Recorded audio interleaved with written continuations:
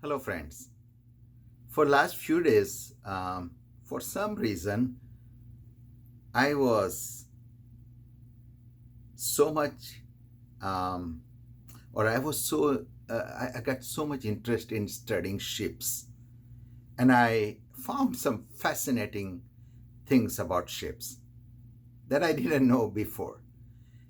And when I found out, I went back to the Bible and I read the lost ship story in, in Matthew 18 and uh, Luke chapter 15. You will find the story about lost ship.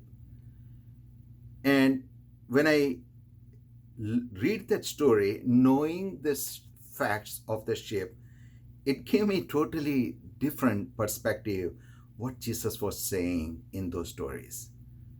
We have seen these pictures about a lost ship where the ship is always portrayed as a little baby lamb which Jesus is carrying on the shoulder. That carrying on the shoulder is the right portrayal. That's Bible says.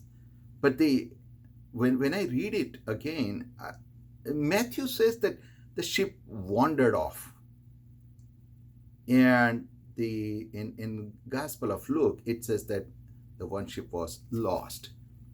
And in both gospel, the shepherd goes after looking for the sheep.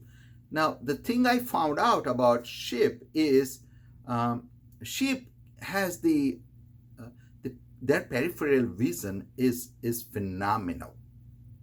Almost they can look about 320 to 340 degree. They can look around. Their peripheral vision is phenomenal. Basically, if they are walking straight, still without turning their head, they can look behind. And I didn't know that sheep has a powerful peripheral vision.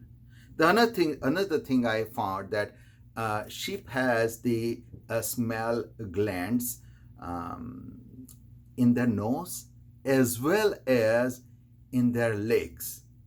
And scientists are not quite well sure the use of the smell glands in sheep's leg. But this is a theory. This is what the scientists believe. That sheep walks, and if the sheep is lost, the sheep can trace back its path from where the sheep has come from, based on the smell, which the smell glands on in their legs. And also, you might have seen some videos, and you can Google it, and you find out sheep are sometimes very aggressive. They will butt against you. They can chase after you, and they can knock you down. Sometimes they can become so stubborn. So this is the two things I found fascinating. One is their peripheral vision is so powerful, 340 degree almost, so they can see back even even without turning their head. And they have smell glands um, in their foot, and they are not that dumb that people are portraying or understanding. The researchers has found that sheep are pretty much they are a clever animal. They are not that dumb. Yes, there are stories that sheep has fall off one after another on the cliff and they have died. But it doesn't mean that the sheep are a dumb animal or they have no intelligence. Yes, sheep are like to stay in groups. They are very close to each other. They stays in a group. So in the parable, what Jesus is saying, how this sheep wandered off. I believe that is a deliberate act. The sheep choose to wander off because sheep normally doesn't do that. They stay close to each other. So this sheep deliberately, it was a deliberate act wandered off, because Matthew says that it wandered off. It was not like, oh, I didn't realize. No, they can see without turning their head that I'm with other ships or not. They are constantly in our, and another thing is that whenever ship eat grass or graze, every few seconds they will raise their head and they look around that I'm not alone, that I'm with still surrounded by ships. They constantly do that. They constantly check that I'm not alone. So this ship wandered off. Definitely, this is my belief. I believe that it was a deliberate act. And then Shepherd realized, and he went after the ship. And in Gospel of Luke, it says that when he found it, he carried on the shoulder and bring it back, and he called his friends, and he said that, rejoice with me. And we have heard this over and over again, that ship repented.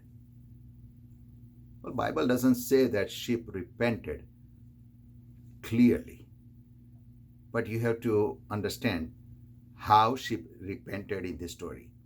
So think this way: when ship wandered off, was in danger, and then the shepherd comes, and then shepherd did not rebuke the ship. Shepherd did not get angry with the ship. Shepherd gently shepherd extended the hand to lift up the ship, and ship allowed shepherd to lift himself up. That's called repentance.